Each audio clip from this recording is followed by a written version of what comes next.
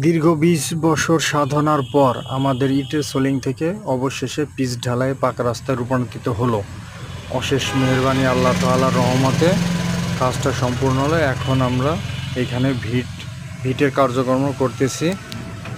সাধারণত সচরাচর রাস্তায় এখন ভিট দেওয়া হয় না, কিন্তু আমরা উপর মহলে মহোদয় এসিল্যান্ড অফিসে গিয়ে ভিটের কার্যক্রম পাশ করে আনলাম। এক পর্যায়ে তারা দিতে চেয়েছিল না, কিন্তু এখানে মসজিদ মাদ্রাসা থাকার কারণে 90 ডিগ্রি অ্যাঙ্গেলের মোড়ের কারণে তারা রাজি হয়েছে।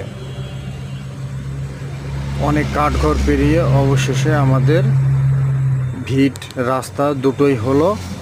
এলাকার উন্নয়নের স্বার্থে যুবকরা আমরা এটা নিয়ে অনেক কাঠঘর পেরিয়ে দৌড়াদৌড়ি করে এখন চূড়ান্ত শেষ পর্যায়ে ভিটও হলো, রাস্তা হলো। এবার ভিটের দাগের জন্য আমরা এখানে কিছু কার্যক্রম করতেছি ইনশাআল্লাহ।